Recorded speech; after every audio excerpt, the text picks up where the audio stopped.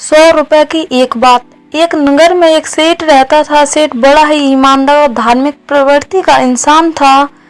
एक दिन सेठ के यहाँ विचरण करते हुए एक पंडित जी आए। पंडित जी के चेहरे से झलकते तेज से प्रभावित होकर सेठ पंडित से प्रभावित हो गया। पंडित ने आदरपूर्वक साधु महात्मा को बिठाया और उनकी अच्छे से आओ भगत की। जब पंडित जी पुनः जाने लगे तो सेठ ने उनसे अपने व्यापार में लाभ के लिए कुछ बातें बताने का आग्रह किया। सेठ की बात सुनकर पंडित जी बोले, सेठ जी बात तो मैं आपको बता दूंगा, लेकिन एक बात के 100 रुपए लूंगा। सेठ जी ने पंडित की बात मान ली और बोले, पंडित जी आप बात बताएं, रुपये की चिंता आप ना करें, आपको रुपए मिल जाएंगे। पंडित जी ने पहली बात बताई, छोटा आदमी यदि बड़ा बन जाए तो उसे बड़ा ही मानना चाहिए, छोटा नहीं समझना चाहिए। सेठ ने मुनीम जी को पंडित जी को 100 रुपए देने का कह दिया।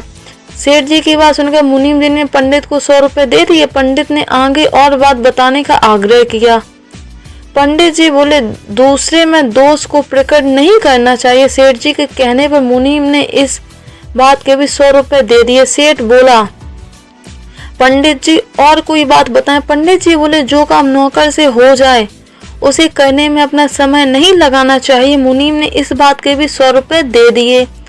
सेठ जी ने पंडित जी से एक और बात बताने का आग्रह किया। पंडित जी बोले, जहां एक बार मन फट जाए उस स्थान पर फिर नहीं रहना चाहिए। मुनीम ने इस बात के भी 100 रुपए पंडित जी को दे दिए। सेठ जी ने पंडित की बताई चारों बातों को याद कर लिया और उनको घर और दुकान में कई जगह लिखवा दिया। कुछ समय बाद सेठ को व्यापार में भारी नुकसान हो गया। नुकसान इतना भारी हो गया कि सेठ जी का पूरा व्यापार ठप हो गया और उन्हें नगर छोड़कर दूसरे नगर व्यापार के लिए जाना पड़ा। सेठ जी के साथ उनका मुनीम भी था। चलते चलते वे एक शहर के पास पहुंचे।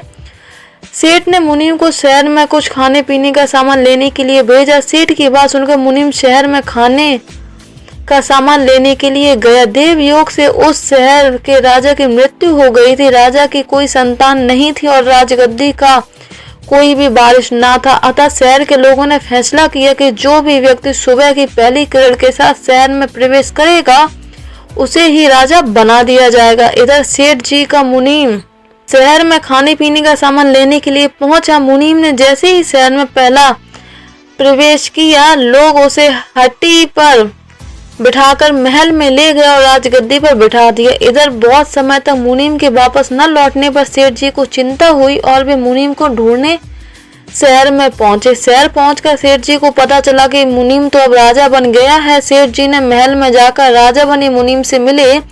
मुनीम ने सारी कथा सेठ जी को सुना दी। तभी सेठ जी को पंडित जी की कही बात याद आ गई। छोटा आदमी यदि बड़ा बन जाए तो उसे बड़ा ही मानना चाहिए, छोटा नहीं समझना चाहिए। सेठ ने राजा बने मुनीम को प्रणाम किया। मुनीम ने राजा को मंत्री बना दिया। राजा के घुड़साल का जो भी अध्यक्ष था वह रानी के साथ अनैतिक संबंध था।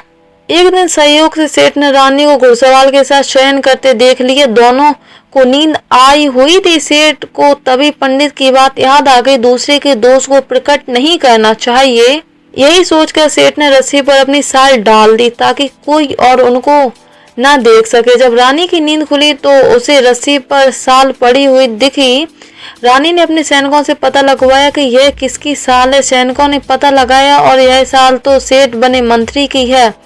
रानी ने सोचा, राजा और सेठ में घनी मित्रता है, कहीं ऐसा ना हो यह मंत्री राजा के सामने मेरी पोल खोल दे। मुझे पहले ही कुछ ऐसा करना चाहिए कि मंत्री पहले ही फंस जाए। रानी सेठ की साल लेकर राजा के पास गई और बोली, आज रात को आपका मंत्री बुरी नीयत से मेरे पास आया था, लेकिन मैं उसकी नीयत को भांप गई थी और चिल्लाने लगी। मेरे चिल्लाने के डर से वह भागने लगा और उसकी साल मेरे हाथ में आ गई। राजा ने देखा कि यह साल तो वही है जो उसने कभी अपने सेठ को उपहार में दी थी। राजा साल को पहचान गया और रानी के झांसे में आ गया। राजा की बुद्धि फिर गई और उसने रानी की सलाह पर राजा को खत्म करने का विचार कर लिया। राजा ने अगले दिन ही मंत्री को कसाई के यहाँ मांस लेने के लिए भेज दिया। इधर राजा ने कसाई को पहले ही बोल दिया था कि महल से जो भी आदमी मांस लेने के लिए आएगा उसे मार देना है। इधर सेठ ने सोचा कि राजा को पता है कि मैं मांस को छूता तक नहीं, लेकिन फिर भी राजा मुझे मांस लेने के लिए कसाई के पास भेज रहे हैं। जरूर इस बात में कुछ ना कुछ है। तभी राजा को पंडित की कही तीसरी बात याद आ गई कि जो काम आप नौकर के द्वारा हो सकता है वह काम कभी भी खुद नहीं करना चाहिए। सेठ ने मांस लेने के लिए अपने नौकर को भेज दिया। कसाई ने राजा के आज्ञा अनुसार राजा के महल से आए आदमी को मार दिया। इधर राजा को अपने गुप्तचरों द्वारा पता चला कि घुड़साल रानी में अनैतिक संबंध है। राजा को अपनी भूल पर बड़ा पश्चाताप हुआ। बेवजह उसने रानी की बातों में आकर सेठ जी को मरवा दिया। बाद में राजा को पता चला कि सेठ जी तो जिंदा हैं। राजा को बड़ी प्रसन्नता हुई। वह एकांत में सेठ जी के पास गया और उनसे अपने किए की क्षमा मांगी।